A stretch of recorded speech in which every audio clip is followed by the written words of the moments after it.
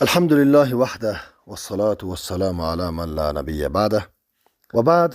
دوستان گرامی و نهایت عزیز، السلام علیکم و رحمت الله تعالی و برکاته. آرزو میبرم که همه شما جور و صحتمند و تندرست و سلامت بوده باشین و از نعمتهای فراوان الله متعال همه شما برخوردار و بهره‌مند باشین. از نعمت اسلام، از نعمت ایمان، از نعمت قرآن، از نعمت پیامبر، از نعمت صحت، از نعمت حیات، از نعمت زندگی، از نعمت مال و دارایی، از نعمت زن و اولاد، از نعمت شوهر و از نعمت دوستان صالح و انسانهای نیک. باز هم به یکی دیگر از داستانهای سیرت پیامبر صلی الله علیه وسلم خوش آمدین. روزی 72. اگر خورشید را در دست راست و ماه را در دست چپم بگذارند. یگانه آرزوی پیامبر نازنین من صلی الله علیه وسلم این بود که انسانها راه راست و درستی را بیابند که خداوند کریم مقرر فرموده بود و برای رسیدن به این هدف هر گونه سختی و مشقتی را تحمل میکرد. به هیچ ترسی اوامر الله متعال را به اطلاع مردم میرساند. با حرف این و آن هرگز از هدف بزرگ خود دست بر نمی داشت. بتپرست ها هم بیشرمانه و خستگی ناپذیر با پیامبر صلی الله علیه وسلم مقابله می کردند. همه کاروبارشان را ترک کرده بودند و او را منحصر ساخته بودند به آزار و اذیت پیامبر صلی الله علیه وسلم. و به تعبیر دیگر تمام کاروبارشان آزار و اذیت پیامبر صلی الله علیه وسلم بود و تلاش برای منصرف کردنش از وظیفه رسالت. تلاش میکردند که پیامبر را آزار بتن، پیامبر را اذیت برسانند، پیامبر صلی الله علیه وسلم را از وظیفه رسالتش که الله متعال برش سپرده از او منصرفش بکنند که این وظیفه را ترک بکنه. پی در پی پشت سر هم نقشه های شوم میکشیدند. آن روزها در میان اقوام و خویشاوندان پیامبرمان صلی الله علیه وسلم تنها یک نفر حامی و پشتیبانی ایشان بود. او هم کاکای عزیزش ابو طالب بود که پیامبر صلی الله علیه وسلم نزد او زندگی کرده و بزرگ شده بود. ابو طالب در میان مردم عزت و احترام فراوانی داشت.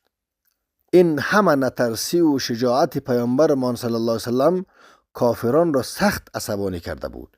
آنها فهمیده بودند که توان مبارزه با او را ندارند. پس روزی دست جمعی نزد ابو طالب رفتند و از برادرزاده اش پیش او شکایت کردند. ابو طالب، تو بزرگ مایی، برادرزاده‌ات بت‌های من را رد می کند.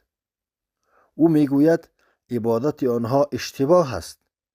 ادعا می کند که از سوی خدا به پیامبری برگزیده شده است. ما اینها را قبول نمی کنیم. یا او را از این کار بازدار یا ما تا مرگ با او خواهیم جنگید. ابو طالب که برادرزاده اش را خیلی دوست داشت ترسید که کافران آسیبی به او برسانند. پس او را که از چشمش بیشتر دوست می داشت دعوت کرد و پیام قریش را به او رساند. محمد، مردم مکه نزد من آمده و از وضعیت تو گفتند. پیامبر عزیزمان صلی الله علیه وسلم محال بود وظیفه بزرگی را که الله متعال به او سپرده بود ترک کند و میدانست یگانه ذاتی که نگهدار او باشد الله است.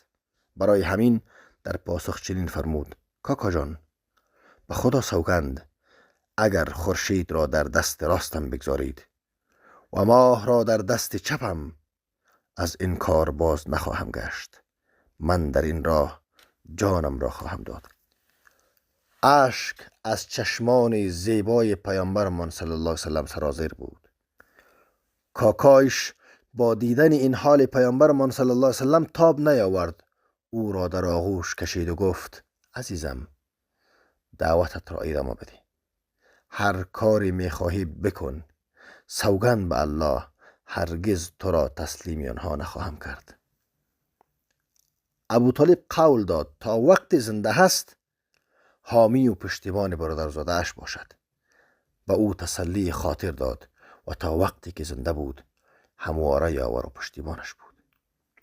عزیزان، درسی که از این داستان میگیریم و پیامی که برای ما داره ای است که همیشه ما باید پشتیبان حق باشیم، همیشه از حق دفاع بکنیم، همیشه در کنار حق قرار بگیریم، همیشه بر علیه باطل بایستیم و همیشه بر سینه باطل دست رد بزنیم و همیشه حقایق و حقیقت ها را و حق به آغوش بکشیم و با خردمندی کامل، با استفاده از عقل و درایت از حق دفاع بکنیم، حق طرف باشیم، حق طلب باشیم و هیچ گاهی به هیچ عنوانی از حق نگذریم.